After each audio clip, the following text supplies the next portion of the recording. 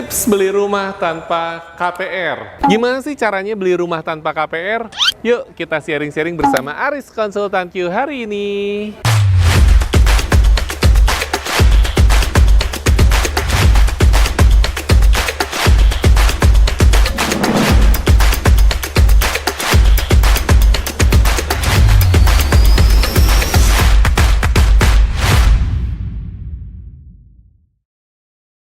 Halo teman-teman semua, kembali lagi bersama Aris Konsultan Q teman-teman ya. Hari ini Aris mau sharing, ini hanya sharing aja teman-teman ya, tidak bermaksud untuk mengajari teman-teman ataupun menggurui teman-teman di rumah semua. Kita cuma sharing aja berdasarkan pengalaman Aris pribadi dan berdasarkan pengalaman Aris ketemu banyak klien yang bisa beli rumah tanpa hutang, tanpa KPR teman-teman ya. Jadi kita sharing-sharing, kita cerita-cerita apa sih caranya dia, gimana sih cara konsumen tersebut bisa beli rumah tersebut tanpa punya hutang, tanpa KPR bank. Ya, jadi maksud Aris hanya sharing aja teman-teman ya. Siapa tahu teman-teman di rumah pun punya ilmu. Ya, ilmu khusus nih. Teman-teman ya, bolehlah sharing aja teman-teman ya. Tulisin di kolom komentar. Siapa tahu sharing teman-teman di rumah bisa bermanfaat buat channelnya Aris Konsultan. Oke teman-teman ya, kita mulai dari tips yang pertama. Jadi dari beberapa orang teman-teman ya, mungkin ada puluhan atau ratusan orang yang klien yang Aris temuin nih teman-teman ya, yang bisa beli rumah secara tunai.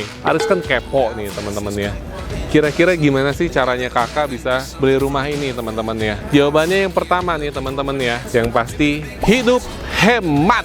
Nah teman-teman ya, jadi itu salah satu kunci teman-teman bisa punya rumah teman-teman ya. Hidup hemat ini penting banget teman-teman ya. Hidup hemat ini penting banget karena Aris sendiri sudah ngalamin teman-temannya jatuh bangunnya kehidupan teman-teman ya, dari kita yang punya penghasilan cukup ya menengah lah teman-teman ya, cukup nyaman, penghasilan cukup nyaman, tapi karena salah mengelolanya akhirnya uang itu habis dan rasanya kurang terus teman-teman ya. Akhirnya kita bangkrut sampai kita pernah ngalamin punya penghasilan kurang lebih ya teman-teman ya, penghasilan kita cuman 600.000 sebulan teman-teman ya, dengan 2 orang anak teman-teman ya. Tapi yang hebatnya teman-teman ya, kita punya penghasilan 600.000, punya penghasilan 1.500.000, punya penghasilan 3 juta, 6 juta, puluhan juta, sama-sama tetap hidup loh teman-teman ya. Sama-sama tetap hidup. Nah itu poinnya teman-teman ya. Teman-teman punya penghasilan berapapun, sebenarnya pengeluaran kita tuh ada di bawah kendali kita teman-teman ya. Kita mau ngeluarin uang, kata siapa yang penghasilan 20 juta, biaya hidupnya harus 15 juta. Teman-teman yang penghasilan 20 juta dengan biaya hidup 3 juta rupiah pun tetap hidup teman-teman ya. Nggak mungkin teman-teman besok nggak ngopi di Star, besoknya langsung kelepek gitu, karena nggak mungkin teman-teman ya. Jadi balik lagi, buat teman-teman yang sehari-harinya masih bisa ngopi 50.000, ngopi 100.000, nah itulah coba dialokasikan teman-teman ya, dialokasikan buat teman-teman tabungin ya, nanti nggak kerasa teman-teman ya, teman-teman tabungin, dan buat teman-teman yang mungkin punya bonus tahunan ataupun ada tiba-tiba dapat uang kaget, nah itu teman-teman tabungin, jangan dipakai teman-teman ya. Jadi gaya hidup teman-teman tuh tetap aja seperti biasa sampai nanti uang yang ngumpul nih teman-teman ya. Jadi tips yang kedua adalah teman-teman harus sadis teman-teman ya. Teman-teman harus sadis di sini teman-teman ya, sadis sama diri sendiri. Artinya sadis adalah sabar dan disiplin teman-teman ya, bukan yang sadis harus bunuh orang teman-teman ya. Teman-teman harus sadis, sabar dan disiplin terhadap diri teman-teman sendiri, karena teman-teman musuh yang paling susah kita kalahin adalah musuh yang ada di hadapan cermin. Nah itu kata pepatah teman-teman ya. Jadi siapapun kita di dunia ini, musuh terbesar kita adalah cermin teman-teman ya, artinya diri kita sendiri. Nah kalau teman-teman sudah bisa hemat, sabar, disiplin, selalu dapat penghasilan, selalu sisihkan, dapat penghasilan, sisihkan, tabungin, lama-lama nggak kerasa teman-teman ya, dapat uang kaget teman-teman sisihkan, tabungkan, nah akhirnya lama-lama tuh walaupun sedikit demi sedikit pasti akhirnya ngumpul teman-teman ya. Nah akhirnya alhasil klien Aris tersebut mungkin kurang lebih sekitar 5 tahunan akhirnya beliau bisa punya rumah cash keras di kota Podomoro Tenjo ya teman-teman. Kurang lebih seperti itu tipsnya, gampang ya, kalau cuma sekedar ngomong doang mah gampang teman-teman ya.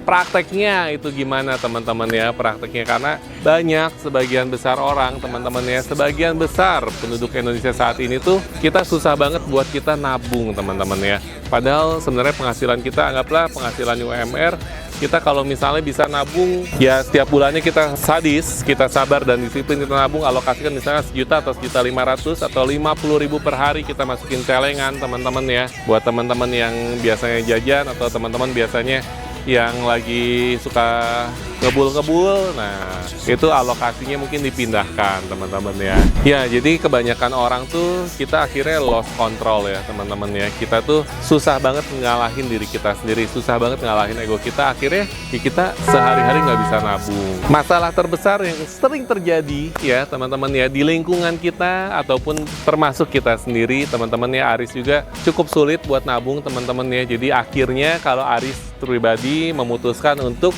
cicil developer cash bertahap teman-teman ya, supaya kita terpacu setiap bulannya terpaksa buat nabung teman-teman ya. Kita nabung jadi investasi, jadi aset. Ketika teman-teman punya cicilan teman-teman ya, ini perlu digarisbawahi teman-teman ya, karena banyak orang ketika punya cicilan itu akhirnya nggak bisa bayar ataupun akhirnya salah perhitungan. Nah, yang perlu digarisbawahi ketika teman-teman punya cicilan adalah bayarkan dulu kewajibannya, baru nanti hasilnya buat ya hidup teman-teman semua ya. Jadi buat teman-teman semua yang mau mencoba untuk punya rumah tanpa hutang, cobalah teman-teman dari sekarang membiasakan diri untuk berhemat, teman-teman biasakan untuk nabung, teman-teman untuk bersabar dan untuk disiplin teman-teman ya. Karena rumah itu untuk saat ini cukup merupakan kebutuhan yang utama juga sih teman-teman ya. Karena kalau misalkan kita dari sekarang sampai nanti kita tutup usia kita nggak bisa punya rumah, kasihan anak-anak kita nantinya teman-teman ya. Masa harus terpecah-pecah ataupun harus tetap ngontrak teman-teman ya. Buat teman-teman semua di rumah yang punya budget sekitar 400 jutaan teman-teman ya, baik itu cash keras ataupun cash bertahap 1-2 tahun ataupun teman-teman mau tetap KPR, di belakang Aris sudah ada rekomendasi rumah dari Q Living Park Serpong nih teman-teman ya. Harganya startingnya dari 400 jutaan aja. Buat teman-teman yang mau tanya-tanya informasi lebih lengkapnya ataupun mau spill dalamnya, teman-teman bisa langsung hubungi nomor WhatsApp-nya Aris Konsultan Q yang ada di layar handphone teman-teman semua. Oke teman-teman, mohon maaf apabila Aris ada kesalahan ataupun kekurangan. Yang pasti kita terbuka banget buat teman-teman yang punya ilmu yang lebih baik ataupun teman-teman punya nasihat yang lebih baik ataupun saran yang lebih baik, wejangan yang lebih baik, boleh teman-teman kita sharing bareng yuk di kolom komentar. Sampai ketemu di video berikutnya, bye-bye!